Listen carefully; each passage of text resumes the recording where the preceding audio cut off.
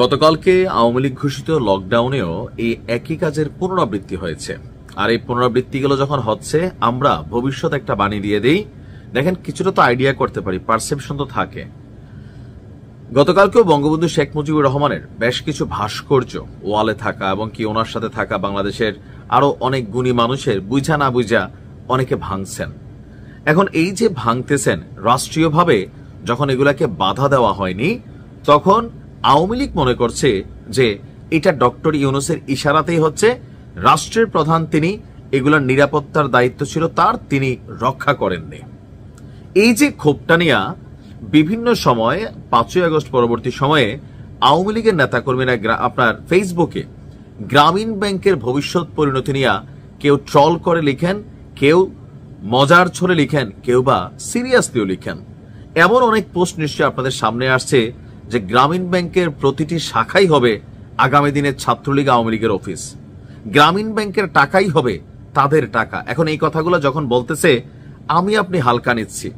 আবার ধরেন যারা বেশ কিছু আওয়ামী লীগের কার্যালয় প্রতিষ্ঠান ভাঙচুর করছে, অনেক জায়গায় লুটপাট করছে, তারার কিন্তু হারানোর কিছু নাই, কারণ এরার কাজই হচ্ছে চাঁদাবাজি, ছেঁচড়ামি। প্রতিশোধের জন্য দুই একজন হয়তো করছেন, কিন্তু ডক্টর মোহাম্মদ ইউনূসের তো গ্রামীণ ব্যাংক আছে। আপনি কি জানেন, এই লকডাউনের দিন বাংলাদেশের ম্যাক্সিমাম গ্রামীণ ব্যাংকের যেই প্রতিষ্ঠানগুলো আছে, শাখাগুলো আছে, স্পেশাল নিরাপত্তা দিচ্ছে সরকার। কারণ এখন সরকারের প্রধান ডক্টর ইউনূস, তো তিনি ক্ষমতা থেকে চলে গেলে সারা বাংলাদেশে যতগুলো শাখা সেগুলোর কি পুলিশ প্রতিদিন নিয়মিত পাহারা দেবে? অথবা অদূর ভবিষ্যতে 2, 4, 10 বছর পরে, 20 বছর পরে আওয়ামী লীগ কখনো আসলে তখন আসলে কি হবে এই গ্রামীণ ব্যাংকগুলোর? এগুলো নিয়ে একটা পারসেপশন আছে। আমরা যতটুকু বুঝতে পারি, বিভিন্ন আওয়ামী লীগ, যুবলীগ, ছাত্রলীগ যেভাবে ফেসবুকে হুমকি দিচ্ছেন, গ্রামীণ ব্যাংকের উপর একটা ঝড় বয়ে যাবে। তো গ্রামীণ ব্যাংক কি ডক্টর ইউনূসের একার? না, গ্রামীণ ব্যাংক সবার। কিন্তু সবাই মনে করতেছে সবার হলে কি হয়েছে, মালিক তো উনি, সো যা যাবে ওনার উপর দেওয়া যাবে। তো এই বিষয়গুলোকে নিয়ে ডক্টর ইউনূস গ্রামীণ ব্যাংকে বাঁচানোর জন্য বা রক্ষা করার জন্য একটা গ্রামীণ ব্যাংকের যে অফিসিয়াল ফেসবুক পেজ আছে সেখান থেকে একটা স্ট্যাটাস দিয়েছেন। ডক্টর ইউনূস দেননি, তবে গ্রামীণ ব্যাংক অথরিটি দিয়েছে। কি দিছে দেখেন, গ্রামীণ ব্যাংকের কোনো দল, ব্যক্তি বা গোষ্ঠীর সম্পদ নয়। গ্রামীণ ব্যাংক এটা কোনো গোষ্ঠীর সম্পদ নয়। এটি দেশের 1 কোটিরও বেশি দরিদ্র জনগণের এমন একটি অরাজনৈতিক সম্পদ, যার সাথে প্রায় 3 কোটি মানুষের ভাগ্য জড়িত। 1 কোটি শেয়ার হোল্ডারের সিংহভাগই হিন্দু সদস্য আছে, আছে মুসলিম, বৌদ্ধ, খ্রিস্টান, তারপর হচ্ছে উপজাতি বা আদিবাসী। সকল ধর্ম বর্ণের সকল সদস্য, হোক সে সমতলের বা পাহাড়ের বাসিন্দা, সবার জন্যই সমান আইন এবং সমান সুবিধা। জন্মলগ্ন থেকে ঋণ এবং আমানত সুরক্ষিত বলেই 4 দশকের বেশি সময় ধরে গ্রামীণ জনগোষ্ঠীর আমানতের বিশ্বস্ত পাহারাদার গ্রামীণ ব্যাংক। একটা কাঠের চেয়ারেরও ছবি দিচ্ছেন। তো এখানে দিন শেষে গুরুত্বপূর্ণ অংশটা রিড করতেছি। বলা হচ্ছে যে এখানে আওয়ামী লীগ, বিএনপি, জামাত, জাতীয় পার্টি সহ সকল দলের মতের জনবল সমান সুবিধা নিয়ে কর্মরত আছেন। স্বায়ত্তশাসিত বিশ্বনন্দিত প্রাণের প্রতিষ্ঠানটিতে সরকারের অংশীদারিত্ব মাত্র 10%, বাকি 90%ই আপনার আমার স্বজন পরিজনের, যেখানে হয়তো কর্মরত আপনারই কোনো স্বজন অথবা সুবিধাভোগী।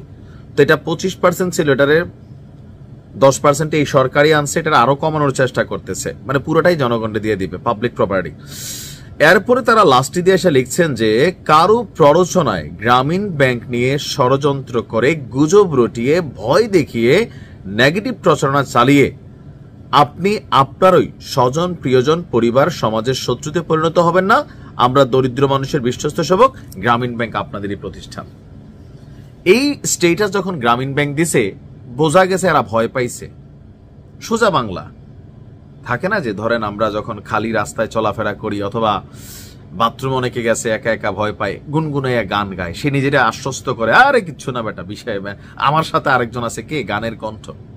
এটা আমরা সাইকোলজিক্যালি ফিল করি। তো গ্রামীণ ব্যাংকের এই স্ট্যাটাসটা এটাই প্রমাণ করেছে ডক্টর ইউনূস এবং গ্রামীণ ব্যাংক কর্তৃপক্ষ ভয় পাচ্ছেন।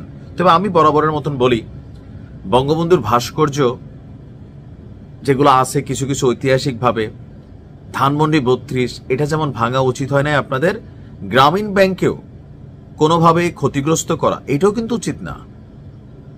এখন গ্রামীণ ব্যাংক নিয়ে এত বছর কোনো কথা হয় নাই, গ্রামীণ ব্যাংক এই দেশে ছিল, ডক্টর ইউনূস নোবেলও পাইছেন, কিন্তু এখন কেন এই ভয় তৈরি হয়েছে? একটাই কারণ যে আওয়ামী লীগের নেতাকর্মীদের যত রাগ গোসা ক্ষোভ আছে আগামী দিনে গ্রামীণ ব্যাংকের উপর দিয়ে যাবে, আর সুযোগ পেলে ইসলামী ব্যাংকের উপর দিয়ে যাবে। আর এটা গ্রামীণ ব্যাংক ফিল করে। বা এই যে লকডাউনের মধ্যে নাশকতার ঘটনা ঘটতে পারে, সরকারের কাছে বার্তা আছে, গ্রামীণ ব্যাংকগুলোতে হামলা হইতে পারে, টাকা লুট হইতে পারে।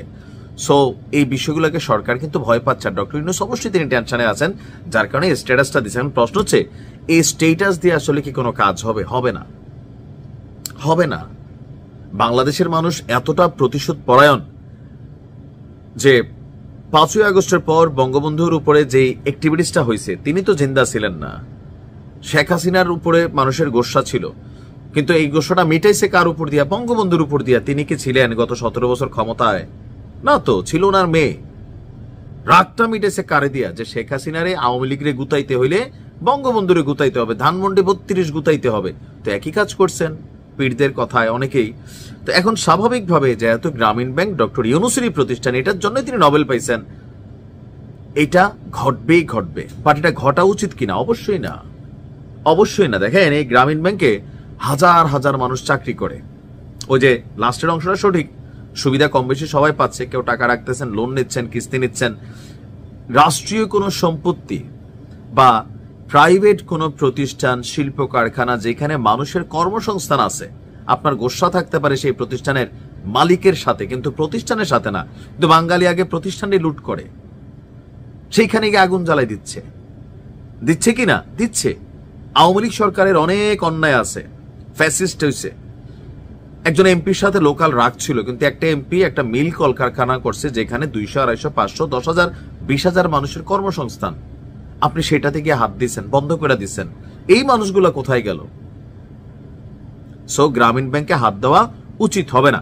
আমরা সবসময় এরকম সুন্দর বুঝাই, কিন্তু আমাদের বুঝ কি কেউ মানে? কারে বেটা রাখ। ধানমন্ডি 32 নিয়ে বলছি না অতিরিক্ত বাড়াবাড়ি ভালো না? বলছি কিনা? আগে আওয়ামী লীগরে বলছি, এখন অন্যদেরকে বলতেছি। দালাল টালাল করে গালি দিচ্ছেন। তো একই দিন দৃশ্যপট আসবে, আমার বয়স তো আল্লাহ বাঁচাইলে 20 বছর পরে হইতে পারে, 10 বছর পরে হইতে পারে, বাট বাংলাদেশে এগুলা হবে হবে হবে, কিন্তু হওয়া উচিত না। আমাদের সবাইকে বোঝার তৌফিক দান করুক। আমাদের মধ্যে মারামারি হবে, পিটাপিটি হবে, কেউ ক্ষমতায় যাব, কেউ মামলা দেব, মামলা খাবো, এগুলা এক জিনিস। কিন্তু রাষ্ট্রের যে প্রতিষ্ঠানগুলো, ব্যক্তিগত যে প্রতিষ্ঠানগুলো, গাড়ি ঘোড়া, বাড়ি ঘর, এগুলাতে হাত দেওয়া কখনোই উচিত না। আজকে আপনি দিবেন, কালকে ওরা দিবে, পরশু আবার আপনি দিবেন, তরশু ওরা দিবে। এভাবেই চলবে। বাট এগুলা থেকে বের হয়ে আসেন। আসসালামু আলাইকুম।